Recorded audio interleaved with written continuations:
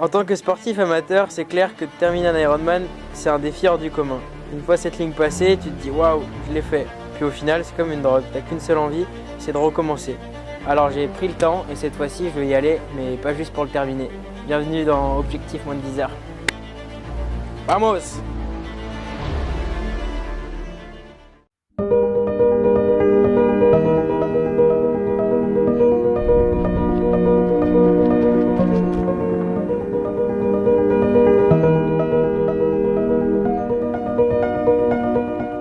La course à pied, c'est une discipline où il va vraiment falloir être solide physiquement. C'est vrai qu'on arrive bien entamé sur ce marathon.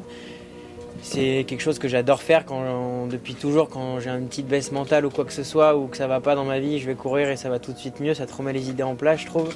C'est la meilleure thérapie au monde, mais je la conseillerais toujours. Après 180 km de vélo, peut-être moins. Mais voilà, non, c'est sur cette partie-là, je pense que je vais réussir à m'amuser. C'est vrai que c'est sur la promenade des Anglais, il y a du public, il y aura mes potes, il y aura la famille.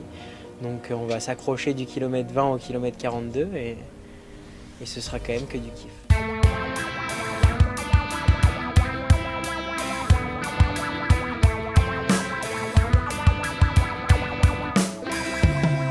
Clairement, Nice, c'est un petit peu le Kona européen, c'est l'épreuve mythique, qui en plus est fait sur des petites routes de campagne de l'arrière-pays niçois, où l'asphalte n'est pas génial, c'est assez sinueux, donc ce qui veut dire que grosso modo, on fait partie des bons, des très bons quand on pose le vélo avec une moyenne de 32-33 km/h.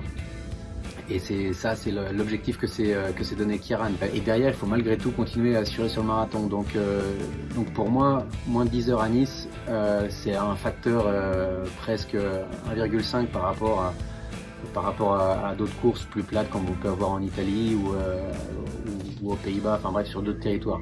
Ce que j'ai apprécié dans la démarche de Kieran, c'est qu'il s'est dit, moi ça me suffit pas de terminer un Ironman, il faut que je me mette là-bas au max, il faut que je me pousse, et c'est pour ça en fait que j'ai accepté de le coacher, c'est que moi ça m'intéressait d'aider quelqu'un qui avait envie d'aller chercher ses limites, et il l'a traduit de cette manière-là, moins de 10 heures à Nice.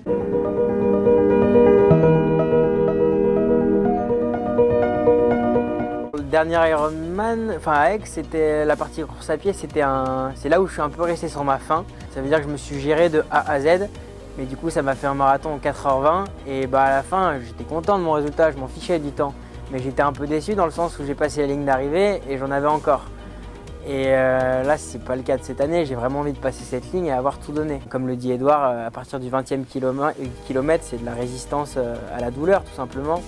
Et t'es parti pour 1h30 d'enfer, hein. C'est pas drôle. On verra, de toute façon, il faut essayer. Et si je vais faire moins de 10 heures, va pas falloir traîner. Quand j'ai fait mes premières semaines d'entraînement, il m'a dit que ça allait être compliqué, qu'il va falloir vraiment bosser dur. Mais je savais pourquoi j'avais signé, j'ai réfléchi longuement avant de recommencer cette prépa. Et le moment où je l'ai appelé, je lui ai dit ok, c'est bon, je pars pour cette prépa. J'étais clair dans ma tête, il y avait 0 écart, j'étais à 100% dedans, ça veut dire que tu fais attention à ce que tu manges, tu sors pas, l'alcool c'est complètement interdit. Et voilà, tu t'imposes une discipline et une rigueur de vie qui va te permettre d'aller au bout de tes objectifs. J'aimerais insister sur le fait qu'il n'y a pas de limite au challenge, c'est que du mental.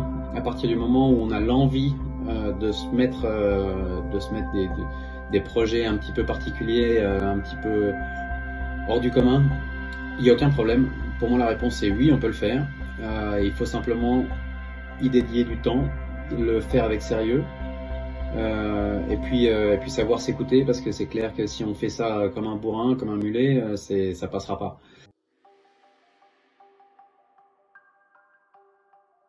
Ça c'est le plus dur à la natation, c'est mettre sa combi. Un peu bien.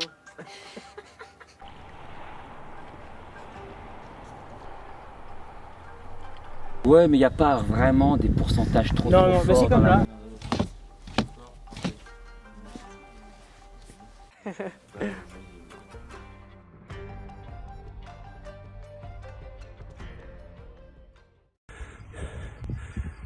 Et en tant que coach, il faut savoir se mettre dans le rouge aussi pour comprendre ce que vivent les athlètes et être crédible dans notre manière d'entraîner.